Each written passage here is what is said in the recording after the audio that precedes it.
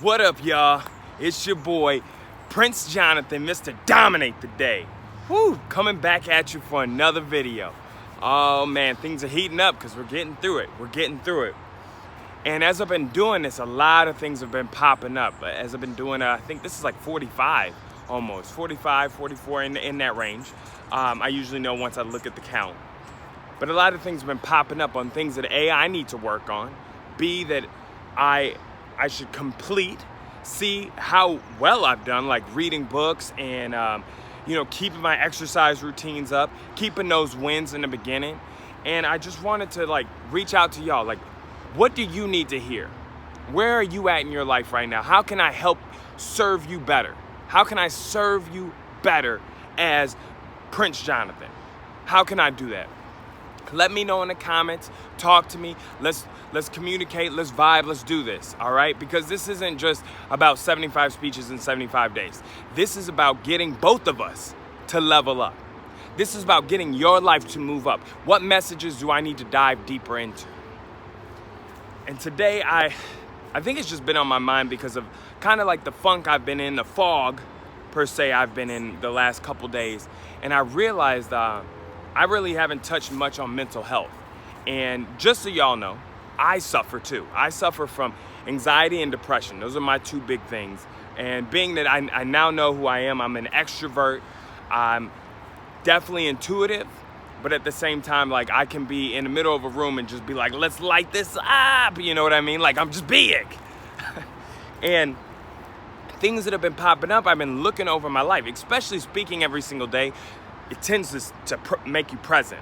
And I'm starting to look at what are the things I excel at? What are the things that are my weaknesses? Where do I need to push the envelope? And where do I need to seek out help? And I realized over the last 40 some days, I'm where I did really well, in college or in jobs, was when I was surrounded by a team.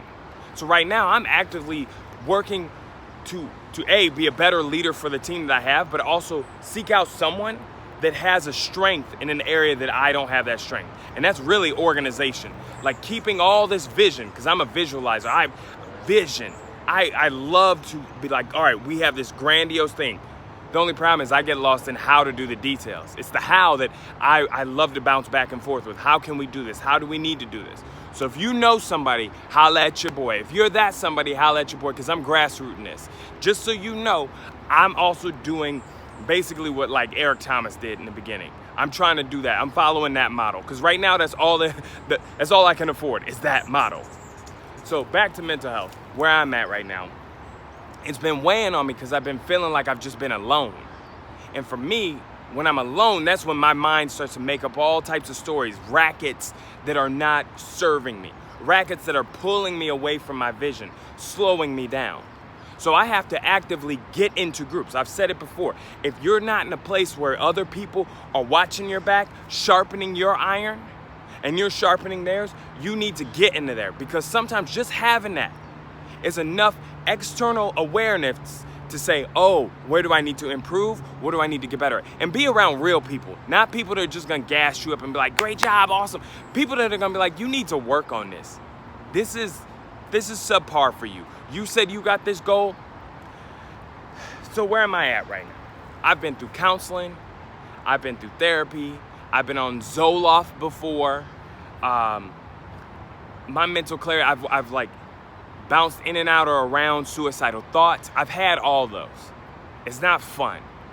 I've even been to Awaken and Reveal. Those are two trainings and retreats that really broke me open to level me up. But I realized how destructive I was, and destructive to relationships I was in, because I never felt satisfied. And a lot of mine, you might be in a similar boat. A lot of mine come from I'm comparing myself to where I'm supposed to be in life at this moment, other people that are in my age group, and just my own thoughts of why am I not here? And why is a dangerous question. Why is a great question and a dangerous question. Let me pivot that way. Why, when you sit there and just turn it inside, why are you not here? Why are you not there? Why aren't you doing this? Why? You're gonna fall apart. And that would lead to like my heavy depression. I mean, like my suicidal thoughts would come up. I wouldn't really want to do anything. I would show up to work because I still could show up to you. I could still show up in a structured environment and work hard for you. But Jonathan was a shell. And I hated living like that because I was like, this isn't serving me.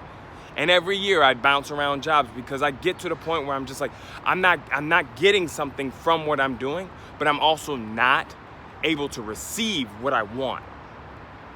My anxiety came from that too. I remember sitting, like I told y'all in the beginning, I remember sitting outside of a therapy office, quitting on my dream of being an actor. I quit on that because I just couldn't see it. I was like, everything I'm doing, nothing's working out. I'm just broke, I'm fat and lazy. Like all this was happening, this cycle. And I knew the next day I was gonna have to get up and go to work. So for like years, I just struggled in that. And I would open up a little bit, but I wasn't around the right people because people would say, oh, you're just making up excuses. Oh, you're just doing that. So I never really had the chance to vent. And that's one other thing. Sometimes you just need to vent. Let the person know though, I need an ear. I don't need you to fix my problems. I need an ear. Now watch yourself though. If you're venting too much, but you're not moving forward, that's an issue. And that's something you need to work on. That's something you may need to see an actual therapist about, not just your friend. So I've done a lot of that stuff. I've read a lot of self-improvement books. I've put a lot of things into action. And there's still more to do. But I want to let you know, you have that strength. You need to see it inside of you. It's like the old adage, you need to put your oxygen mask on before you help someone else. A lot of us that are like that, depression, anxiety, suffer from PTSD, codependence. We all want to help somebody else. We want to put all that energy into someone else. But then when you look at yourself, you're not happy with what you see. You're not joyous about who you are. You're not grateful for where you're at because all you see is your negative. And I'm here to tell you, you are beautiful. I need you to look in the mirror and say it to yourself. I need you to find things that work. One of my good friends, she always preaching the 5-second rule because she's found something finally that has worked for her. Other friends, hey, I take 3 days off. They go on some sort of journey to find out what they need to do to come back for the rest of the 30 days in a month. I'm asking you to work harder on it. You're watching me for a reason because you want something. What can I help you with? But I can tell you right now, until you are truly 100 here, or at least 80% with yourself here, working on 90, then 100, 120, you will not be able to receive any gifts given to you. And I'm not saying that to push you down. I'm saying that to recognize no matter what you're going through, depression, PTSD, anxiety, codependency, Shopaholics Anonymous, something, Sex Anonymous, whatever it is, until you take grasp of your life and say, hey, I need to do this, you won't be able to receive the gifts coming at you. We live in a culture of like, yo, I need five easy steps to do this. I was doing a Stairmaster this morning and it was like, new ways to declutter your life. I was like, what happened to Marie Kondo?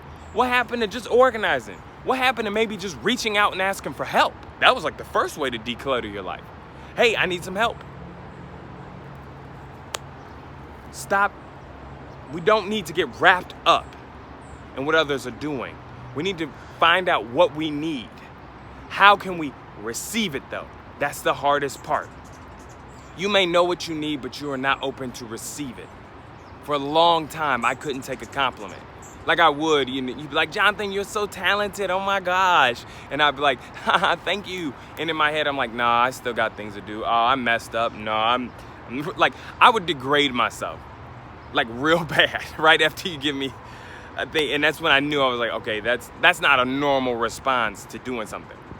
And then it slowly turned into, oh, I gotta win your approval, because if I'm not getting your approval, I'm not doing anything right. So when it got quiet, then all of a sudden I needed it again. That's something I have to actively work on and be around people to say, hey, you're doing it again. You're running into that again. I know this wasn't a rah-rah speech, but I want you to be successful. And that includes your mental health. That includes analyzing and assessing where you're at. That includes taking a restcation of some sort. That includes seeking out help from a professional. There's nothing too weak about it. all right? I love you from the bottom of my heart. I want the best for you. I want it. I want you to be successful, and I want you to dominate your day. It's okay to ask for help.